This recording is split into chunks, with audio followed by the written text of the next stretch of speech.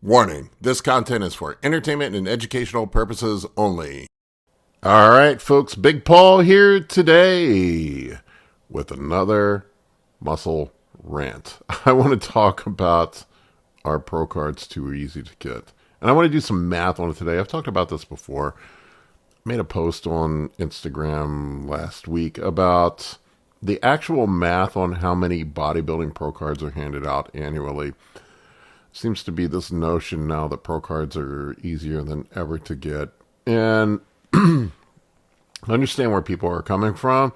Things have changed. It's not the same as it was 20 years ago, and there certainly was a very limited amount of people that were IFBB pros at that time, but there's also a bunch more divisions.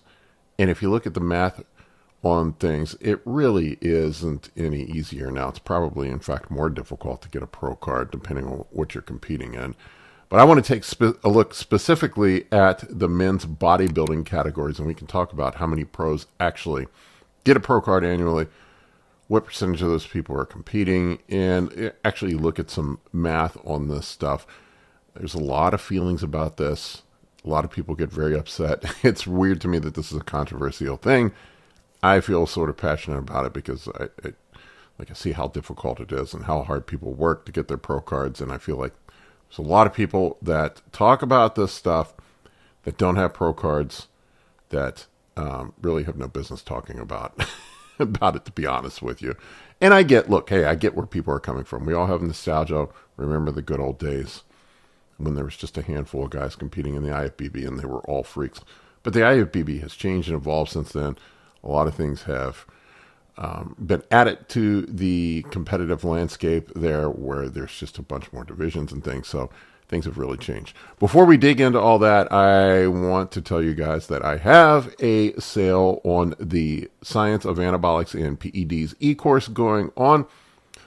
And that is 20% off. Use the code WINTER20 for 20% off. It only lasts this week until the end of the month.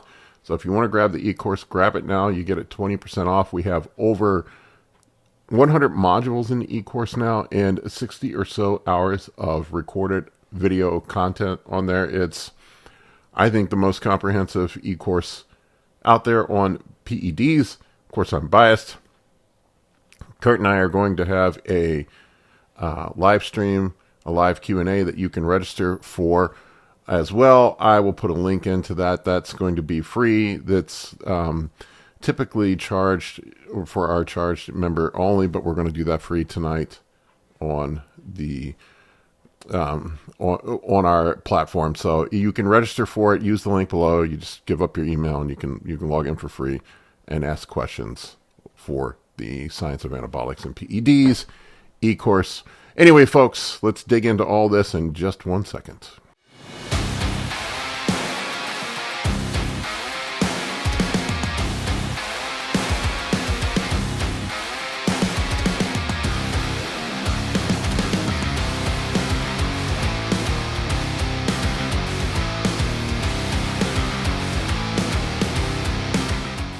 Okie dokie. I kind of touched on this a little bit, but I don't know. It was a week or so ago.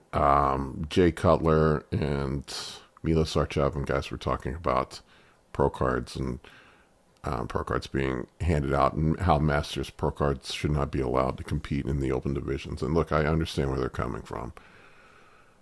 And I win my Masters Pro card this year. I have no illusions that I'm going to walk on stage and be hanging with Samson Dauda and Nick Walker. Believe me, I'm 50 years old. That would be like expecting to get drafted in the NFL at 50 years old and be able to catch a pass from Patrick Mahomes or lay a hit on somebody. I would get demolished. Those guys are going to demolish me. I am not going to hang with those people. So I get where they are coming from. There are, however, a few outliers in the Masters division that have done pretty well. Kareth Baggio, I think that's how you say his last name. I'm not 100% sure. He won the 212 at New York Pro last year. I'm sorry, 2023 he won. I was up there. Dude dominated. And he's He's an old guy. He won his Masters Pro card. It's not to say that there aren't some guys that can hang. Dexter Jackson was 50 years old and still placing in the top five in the or almost 50, whatever he was, late 40s, and placing in the top five at the Olympia. There are some exceptions to the rule, but most of the guys that are in the Masters division where I'm at are just going to be, they just get their Masters Pro card and they hang it up. So I can understand why the young guys are a little salty about that. It is not the same. I will be the first to acknowledge that. But those of us that compete in that division, we're at the top of the guys in our age group. It's not to take anything away from it. And really, when you look at it, there aren't that many Masters Pro cards given out. There are 22 total handed out annually in the United States. There are 333 million people that live in the United States. There's something like 50,000 competitive bodybuilders estimated.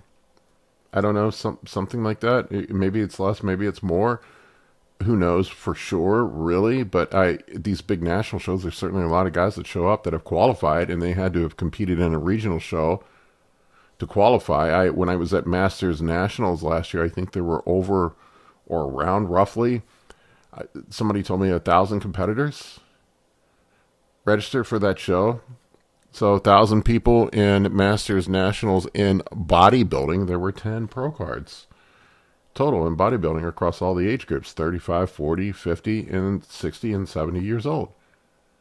There were 3 in my age group. I think there were about, I don't know, roughly 50 or 60 people total competing in my age group that were competing, and there was 3 of us that got pro cards. So I would say that's pretty competitive. And you had to have competed in a regional show. With Masters, you don't have to have placed at a regional show. There really aren't that many people that compete in a regional show. In my age group, there might be 3 or 4 dudes that walk out there. Now, the IFBB does have rules on how many people need to be in a show to compete. But let's look at the total pro cards. Let's do some math on this and think about this critically. In the United States, this is not internationally, there are international pro qualifiers. Most of the international pro qualifiers that I see, there's 1 pro card for bodybuilding, with the exception of the Amateur Olympias. I think there's 2 of them or something like that internationally, and I think they'll give out like 2 or 3 pro cards in men's bodybuilding. Now, keep in mind, at the amateur level, what we call, there is no 212 division.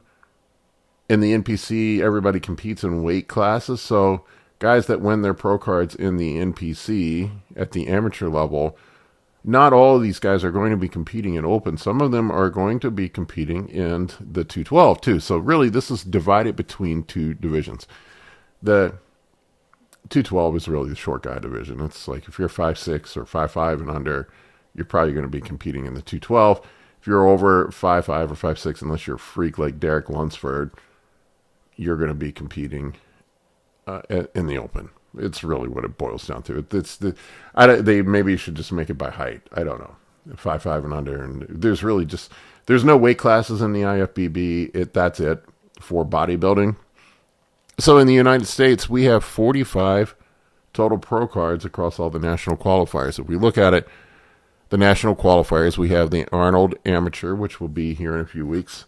There's 1 pro card at the Arnold Amateur. That's it.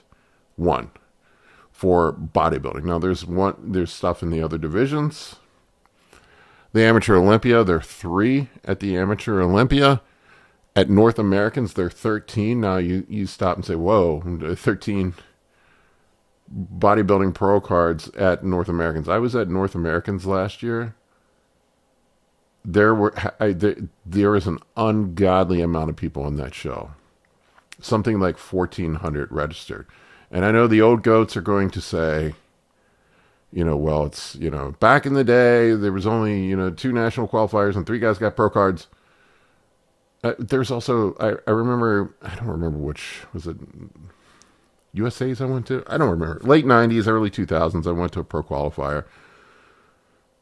And there were like 40 people in the show.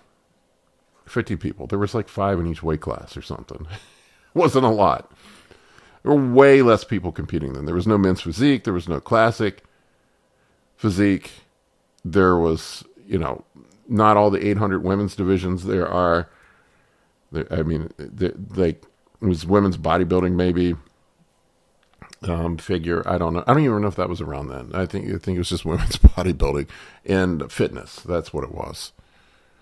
So North Americans, 13 pro cards. I don't know how many bodybuilders were actually competing in that show. So keep in mind that when I say 1,400, that show is a 3-day long show, or 4 days. I think it's 3 days. And there's multiple divisions going on. Probably half those guys are men's physique guys. But bodybuilders, there's probably 300 or 400 bodybuilders in that show. Something like that. I had a client, competing as a heavyweight, and there were like 30 dudes in the heavyweight division alone.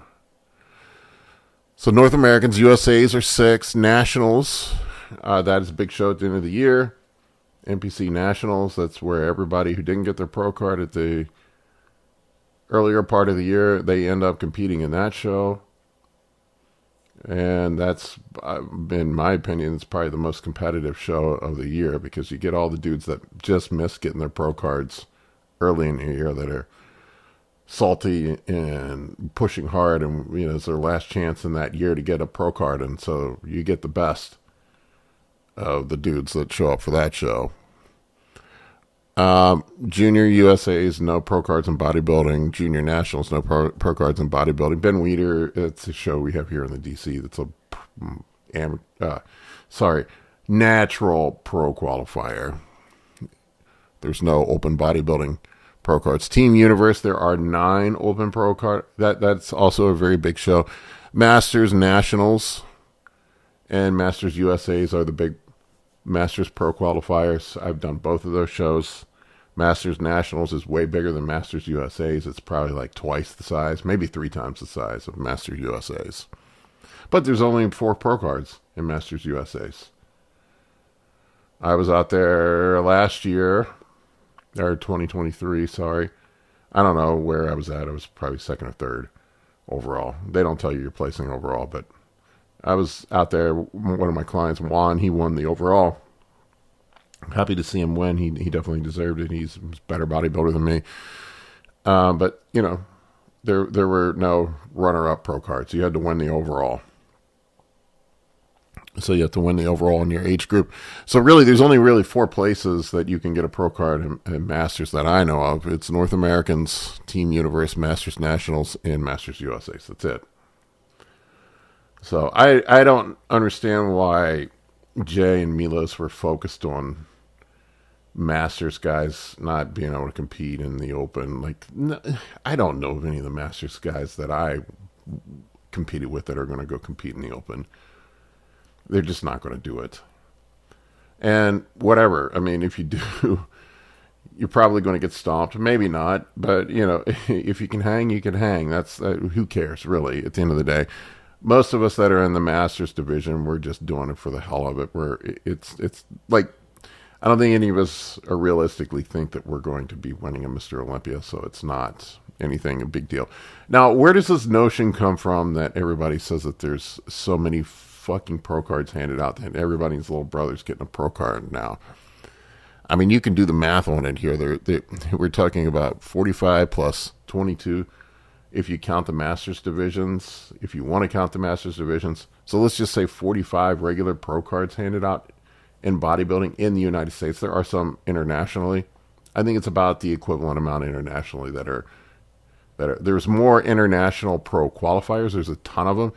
But like I said, the majority of those are just 1 pro card for bodybuilding. And some of them don't even have bodybuilding pro cards. So you've got, really, here in the U.S., I don't know how many pro shows there are, 12.5 annually, maybe more. I don't know. You've got a pool of 45 divided across the 212 and the regular. So probably half of those guys are going to be competing in the 212. Really, probably a third of those people that will never compete to begin with. So you don't have a big competitive pool here in the U.S. I mean, So you're talking about if the average lifespan of a competitive bodybuilder, if they're going to compete for 5 years as a professional, there are some dudes that compete longer. There are some guys that compete longer. Some guys will go for 10 years. But I'd say for the most part, most guys that are going to do pro shows, they do a couple. They compete a couple years. Unless you're one of the top dudes, unless you're like an Olympian, top 10 Olympian. Most guys don't keep competing. They get to a point and they're just like, is this worth it anymore? I'm never going to be Mr. Olympia. And they kind of just fizzle out. There are guys that hang around in the sport for a period of time and keep competing. But I mean, you look at it. So let's just say the average career is 5 years. Maybe it's longer. Maybe it's not. I don't know. That's just my guesstimate.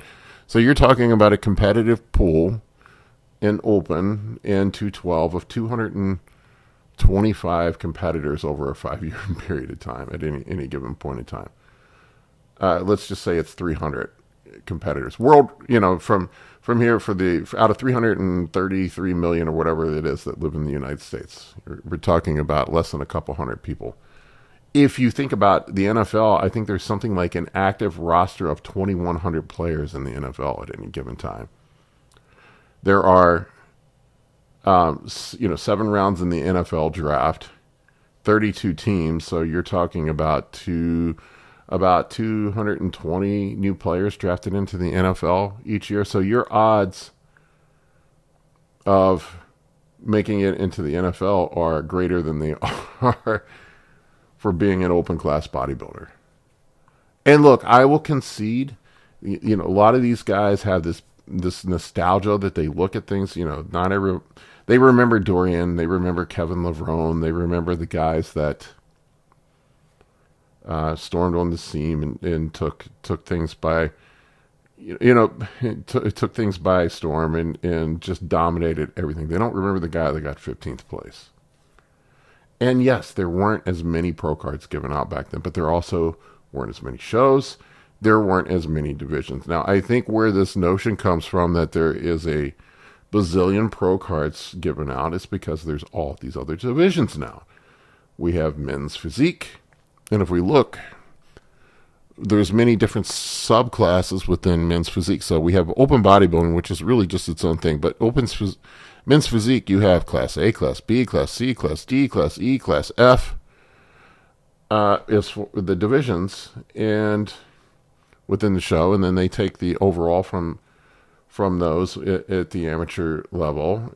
Sometimes they'll give one pro card for each division. So there are a fair amount more pro cards given out on this, but it is a larger competitive pool at the professional level. So they need more competitors to compete. Nobody wants to go to a show and watch 2 people in a division compete, right? And if there was only one guy in class A, and plus, people think there's this plethora of pro bodybuilders right now. I go back and I think about it.